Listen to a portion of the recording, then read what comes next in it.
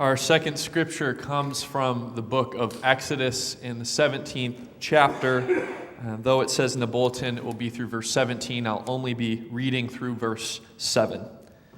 Listen for the word of the Lord as it speaks to us today. From the wilderness of Sin, the whole congregation of Israelites journeyed by stages, as the Lord commanded. They camped at Rephidim, but there was no water for the people to drink. The people quarreled with Moses and said, "Give us water to drink." Moses said to them, "Why do you quarrel with me? Why do you test God?"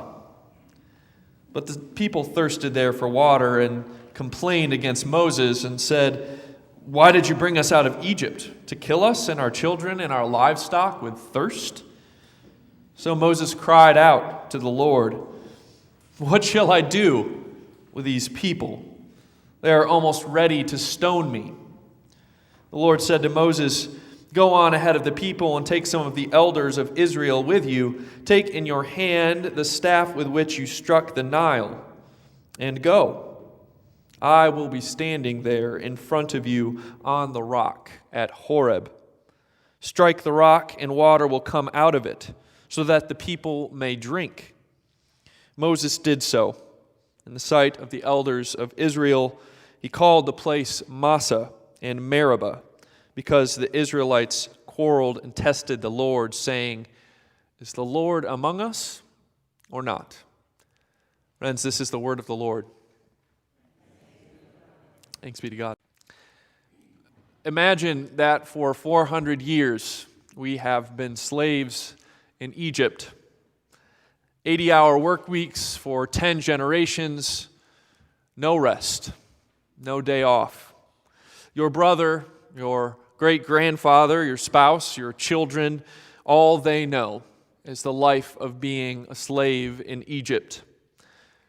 Sometimes at night, old men and women whisper old campfire stories about how your people were free once, how there was a God bigger than the king of Egypt. But it's been a while since you've heard from that God. But one day, as if out of nowhere, God shows up. God heard the cry of the people. God heard your voice. God brings along that old man Moses, who never had much of a way with words and who was an ex-convict who escaped Egypt as a young man. Moses cries out to Pharaoh daily in his courtroom, saying, "Let my people go." Finally, after 430 years, Pharaoh agrees to let the people go.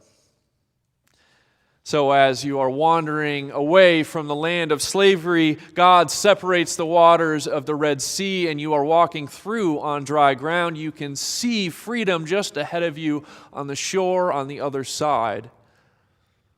But you begin to hear the sounds of Pharaoh's armies close behind you. Pharaoh has changed his mind. But then God moves the mighty waters, closes them in on Pharaoh, the slave masters, and your memory of slavery disappears before your eyes. What happens next is pretty amazing. The people who had forgotten how to sing and dance because they had been slaves for so long wiped off the dust of their banjos and tambourines and harmonicas and guitars and had a praise and worship service there on the shore of the Red Sea. The people were free at last. But then after a while, the music stops. Everyone turns around with their backs to the Red Sea. The crowd goes silent. Because there before you is the most endless and terrifying wilderness that you have ever laid your two eyes on. To the world of ancient Egypt, the wilderness was the last place on earth that you would ever go. The wilderness meant death. It meant chaos. It was far from civilization. It was devoid of life. the wilderness was a place for murderers and thieves, for the unwanted. Even today, if you were to go for a walk in the wilderness, someone would warn you. Conditions can change quickly in the wilderness. The wilderness is unpredictable. Even though maybe for the first few days of hiking, people still had a spring in their step, after a while, unrest sweeps over the entire people. I imagine a little girl or boy turning to their mother or father, "Daddy, Mommy, I'm thirsty." Parents reassure their children that there's something just around the bend, even though they have no idea what comes next. Unrest quickly turns to desperation. Desperation unravels into despair. And so, as the text says, the people quarrel and cry out to Moses, their leader. Now, quarrel is sort of a lightweight word. That's not a word that we use that often. Sometimes when we read the Bible so stoic and monotone, we forget to imagine its tone and its voice. What would this have sounded like? What would this have looked like? In this scene, I imagine that the word quarrel is explosive. Everything is on the line. Lives are at stake. I imagine what happens is like what happens in one of my favorite openings to the show, The Office. Maybe you've seen The Office. Dwight Schrute, an overeager, socially awkward MacGyver-type employee, is elected safety officer. Dwight decides that his workmates do not quite know how to be prepared for an emergency. So, without telling any of them, he sets a trash can in the office on fire. As you can imagine, the office begins to unravel into absolute mayhem. People are screaming, breaking doors, throwing chairs out of windows, climbing up into the tiles in the ceiling. One woman throws her cat up into the tiles of the ceiling, asking another to save it. And my favorite, breaking into the vending machine and stealing all of the candy. This is what happens in Exodus 17. The people are thirsty, and the people are hungry. The whole assembly is crying out, screaming, freaking out, asking their leader Moses to come up with some sort of solution. Moses, we're not prepared for this. Give us something to drink. Moses, did that God of yours bring us out of Egypt after 400 years of slavery and hard work just so we would have to bury our children and friends in the sand? God, where are you? Do you see what is going on? Do you hear the suffering cries of your people? The people are so enraged and enraptured with thirst that they are apparently ready to kill their leader, or at least Moses feels like they are. Moses cries out to God right after the people cry out to Moses. I don't imagine that he spoke to God in a very timid voice when he said, "Hey, God, what am I supposed to do with all of these people? They're going to stone me." All right, layman's translation, help. I wonder if you noticed in the story that almost all of Moses' speech and the people of Israel's speech come to us as questions. Questions. Why am I here? Why did you take us out? Where is God? What am I supposed to do? Why, where, what? This is one of those points in reading the story of Scripture where I feel like I really connect. I can understand a group of people wandering in the wilderness without food or water, crying out with questions to their leader. I can understand a group of people crying out with questions to God. Because we all know what it is to wander in the wilderness. The wilderness is the place where we are really honest with how we are really doing. I mean, have you ever had that experience where someone comes up to you and, as we usually do, says, "Hey, how are you?" And of course, You answer the way we're supposed to answer. I'm great. How are you? Have you ever wanted to just be honest? Hey, how are you? I'm not well. I need help. I'm stuck.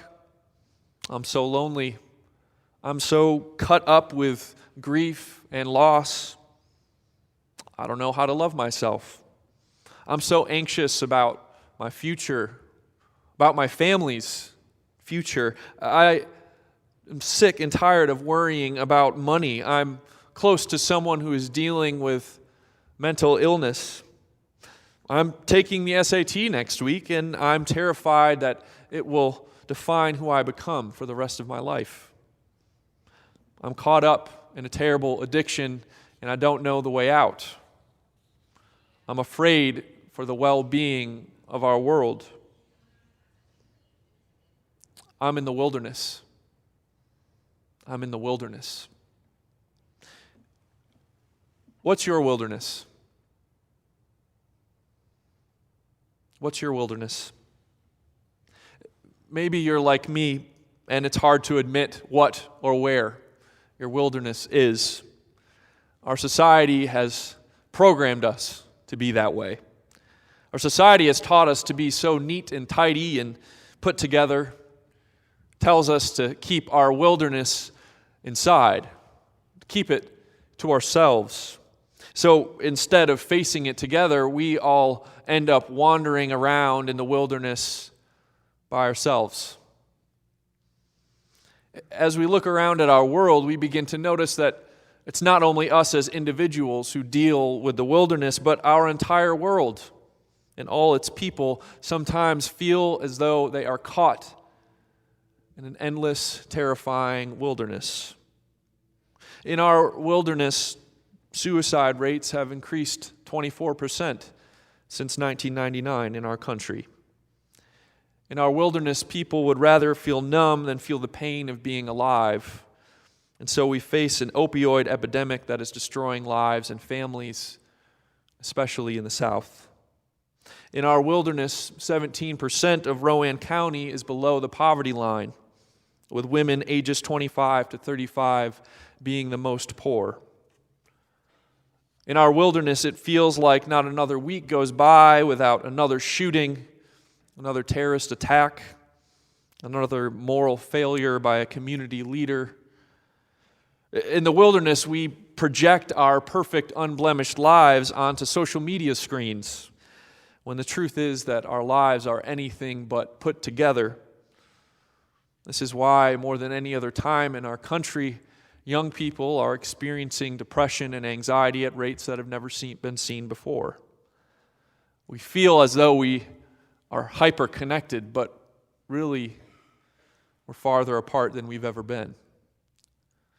In our wilderness, we completely dismiss and distrust people without hearing their story, without knowing who they are, without knowing what wilderness they travel within. He's just a liberal. She's just a conservative. No one is just anything. What's your wilderness? What is your deep hunger? What is your deep longing, your deep thirst as you sit here this very morning? It is one thing to answer the question what our wilderness is, but it is another to ask a more important question, the question that Scripture asks again and again and again. When we are in the wilderness, where is God? Where is God when we are in the wilderness? This is the question that Moses asks, right? I imagine when he cries out to God and has a frank conversation, he's surprised at God's answer. Hey, Moses, why don't you go and walk through the crowd of the angry people, and once you make it through, go and take a long hike to that mountain called Horeb.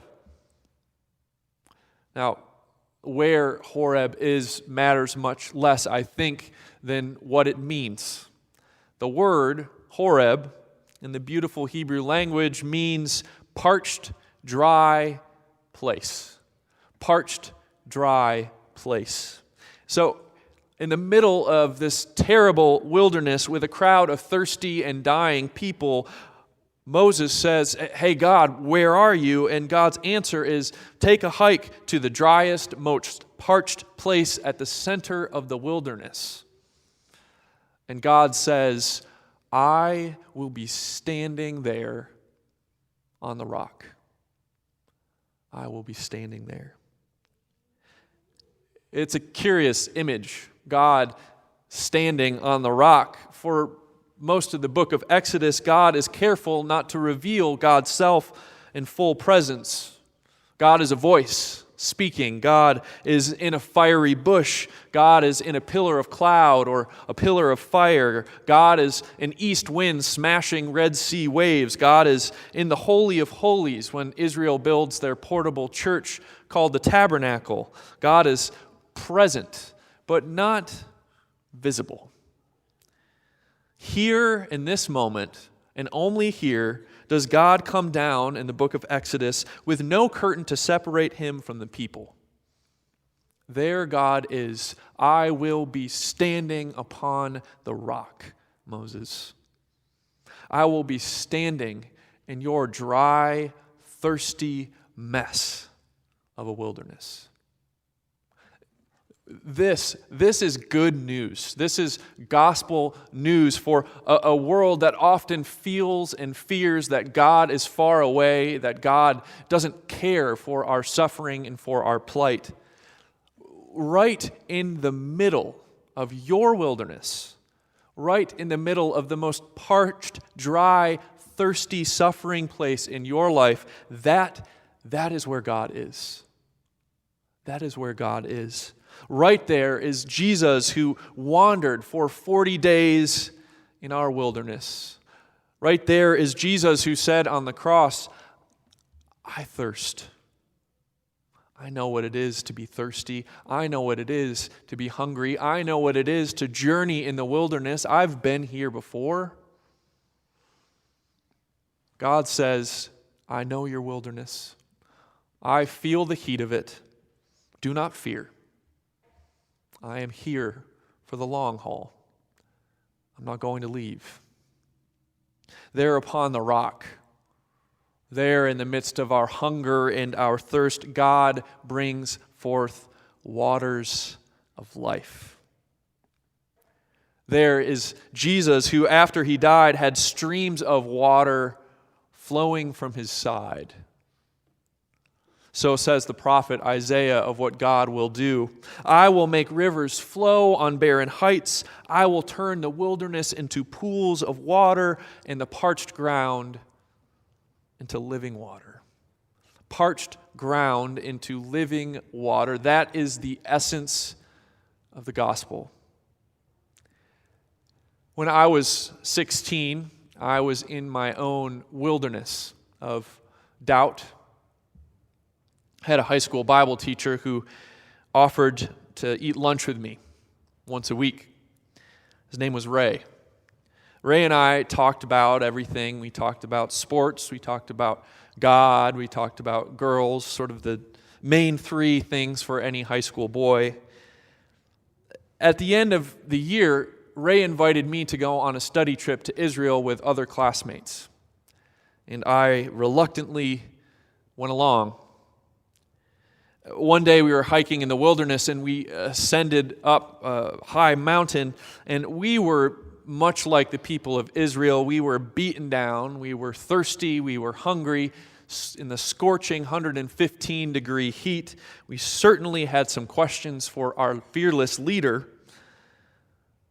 At the top, Ray got out onto a big rock and he stood upon it.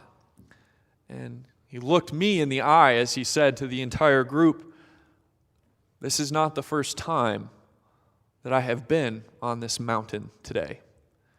This morning I woke up at 3 a.m. and I hiked up this mountain by myself, and I prayed for each and every one of you by name.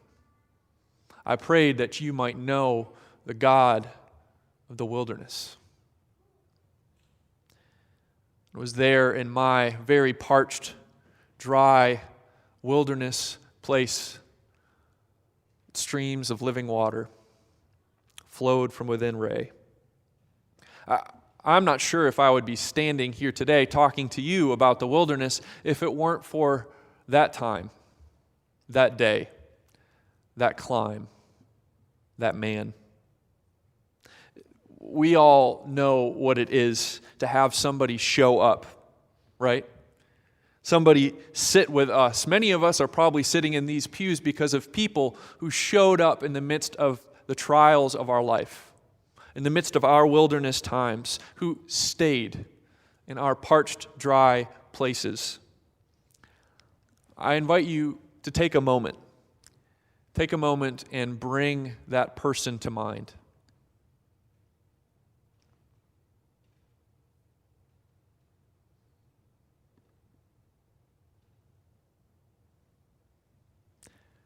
Friends, it is not only God who stands upon the rock.